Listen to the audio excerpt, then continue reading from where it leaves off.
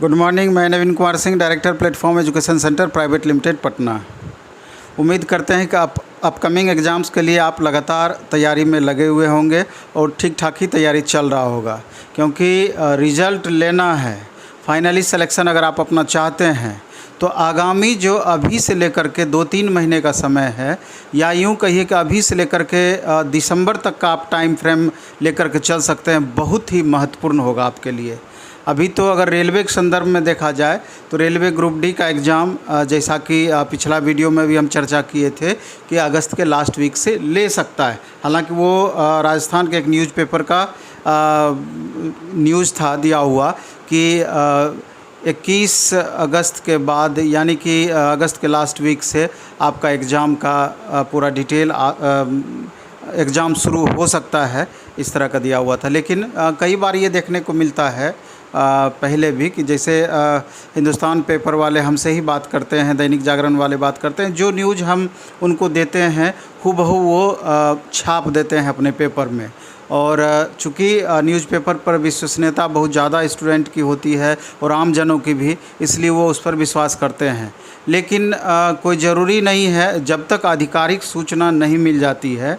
आधिकारिक सूचना का मतलब ये हुआ कि एक नोटिस के रूप में रेलवे भर्ती बोर्ड के द्वारा 100% उसको कन्फर्म नहीं किया जा सकता है। लेकिन फिर भी ये आपको मान करके चलना है कि अगस्त लास्ट वीक से सितंबर फर्स्ट वीक तक में आपको निश्चित रूप से एग्ज़ाम का कन्फर्मेशन मिल जाएगा। आपका शुरुआत भी हो सकता है या डिटेल भी उसका मिल सकता है आपको। और इसी संदर्भ में आप तैयारी में भी लगे हुए होंगे, और तैयारी तो आप पहले से करते आ रहे हैं। दूसरा है कि रेलवे आरआरबी एनटीपीसी सीबीटी 1 अभी जस्ट समाप्त हुआ है, तो इसमें बहुत सारे स्टूडेंट का क्वेरी रहता है कि सीबीटी 1 का सर, एनटीपीसी सीबीटी 1 का रिज़ल्ट कब तक आ जाएगा। पहले आंसर की कब तक आ जाएगा। चूँकि आंसर की आएगा तो ऑब्जेक्शन रेज करने का फिर समय दिया जाएगा, उसके बाद आपका रिजल्ट दिया जाएगा, उसके बाद आपका दूसरे चरण के एग्ज़ाम का आपका डेट दिया जाएगा। तो कुल मिलाकर के अगर देखा जाए तो जनरली क्या होता है कि रेलवे एग्ज़ाम के बारे में अगर बात किया जाए तो जब एग्ज़ाम समाप्त होने के बाद 15 दिन से ले कर के महीने दिन के अंदर में आपका आंसर की जारी कर दिया जाता है। लेकिन कुछ एक इसका एक्सेप्शन भी है। कई बार देखा गया है कि 2-2.5 महीने 3 महीने बाद भी आंसर की जारी किया जाता है। लेकिन अभी का जो अभी के परिप्रेक्ष्य में देखा जाए तो अगर सब कुछ सामान्य रहा, सब कुछ सामान्य का मतलब ये हुआ कि कोरोना की स्थिति सामान्य रही, तो सारा कुछ तुरंत आपका होता चला जाएगा। ऑलरेडी बहुत ज़्यादा विलम्ब हो चुका है, तो उस हिसाब से अगर देखा जाए तो आंसर की आप उम्मीद कर सकते हैं कि अगस्त लास्ट वीक तक या सितंबर के फर्स्ट वीक तक निश्चित रूप से एनटीपीसी सीबीटी 1 का आंसर की आपका जारी हो सकता है। और इसके बाद अगर देखा जाए तो इसी में जब आंसर की जारी होगा तो ऑब्जेक्शन रेज करने के लिए आपको 1 सप्ताह से 15 दिन का लगभग समय मिलता है।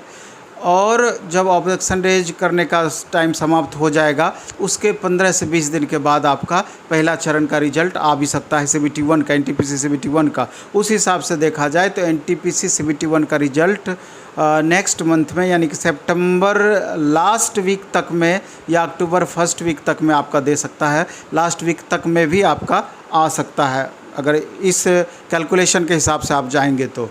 और रिजल्ट जब उसका दे दिया जाएगा तो उसके 1 महीने के बाद संभवतः आपका सीबीटी 2 यानी कि एनटीपीसी सीबीटी 2 दूसरा चरण उसका, यानी कि अक्टूबर लास्ट वीक या नवंबर में, मिड अक्टूबर से लेकर के नवंबर तक में आपका एग्ज़ाम ले भी सकता है, ऐसा भी संभव है।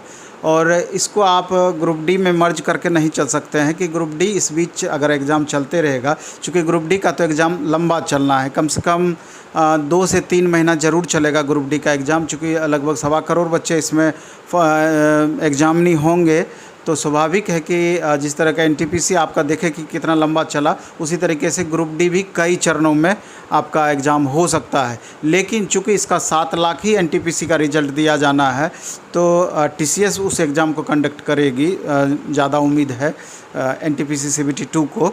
तो 7 लाख स्टूडेंट का एग्ज़ाम लेना बहुत बड़ी बात नहीं है। वो बीच में भी 1 सप्ताह का उनको समय चाहिए, 1 सप्ताह में एग्ज़ाम पूरा कर लेगी।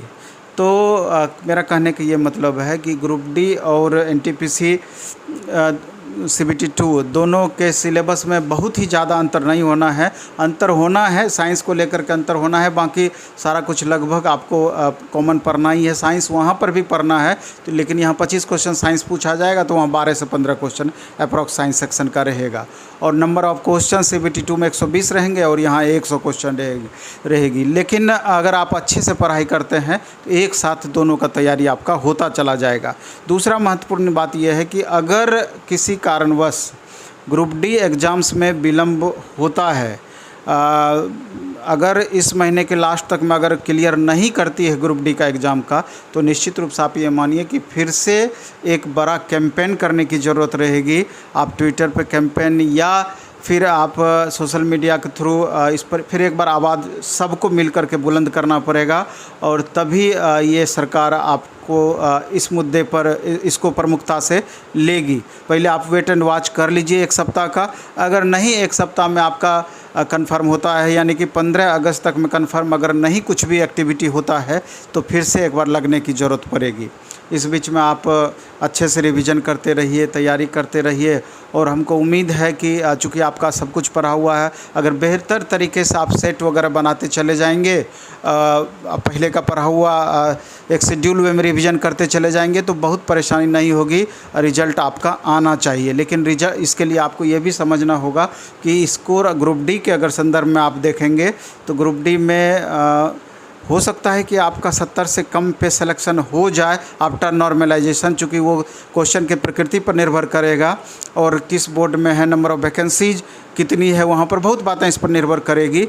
लेकिन फिर भी हमको ले करके चलना है कि 70 से हम जितना ऊपर जाएंगे उतना ही कन्फर्मेशन हमारा रिजल्ट का बढ़ता चला जाएगा, और 70 से जितना ही कम मार्क्स हमको आएगी तो समझिए कि परेशानी उतना ही ज़्यादा आपका बढ़ती चली जाएगी। इसलिए मैक्सिमम स्कोर का हमेशा हमको टारगेट रखनी चाहिए, तभी आप रिजल्ट अंतिम रूप से रिजल्ट पा सकेंगे, नहीं तो परेशानी बनी रहेगी। तो इस वीडियो में हम इतना ही रखेंगे। और दूसरा ये भी हम कहना चाहेंगे कि जैसा हम पिछले वीडियो में भी बताए थे कि मॉक टेस्ट चूँकि बहुत महत्वपूर्ण है। अभी तो NTPC CBT 2 का आगे हम मॉक टेस्ट लाएंगे, लेकिन अभी ग्रुप डी का मॉक टेस्ट आपका चल रहा है। द प्लेटफॉर्म ऐप को डाउनलोड करके प्ले स्टोर से, वहाँ पर डेली टेस्ट, डेली डिस्कशन, चूँकि डेली टेस्ट हो रहा है, मॉर्निंग में 7 या 7:30 बजे से टेस्ट होती है, 1.5 घंटा का टेस्ट आपका होगा, और सेम डे में 2 बजे से इसका डिस्कशन भी होता है, और 100% पैटर्न पर बेस्ड इसमें क्वेश्चन दिया जाएगा।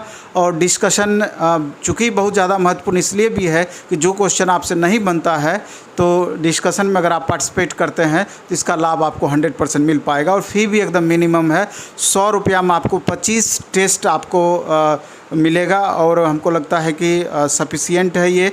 अगर महीना में 25 टेस्ट दे पाते हैं, उसका डिस्कशन कर पाते हैं, तो अलग से बहुत रिवीजन की ज़रूरत नहीं पड़ेगी, इससे आपका काम चलेगा। बाकी आपका जितना पढ़ा हुआ है सिर्फ उसको मेंटेन करते चले जाएंगे एक शेड्यूल वे में, बहुत ज़्यादा दिक्कत नहीं होना है। चलिए इस वीडियो में हम इतना ही रखेंगे। खूब अच्छे से पढ़िए, खूब मन से पढ़िए। धन्यवाद, बेस्ट ऑफ लक। धन्यवाद।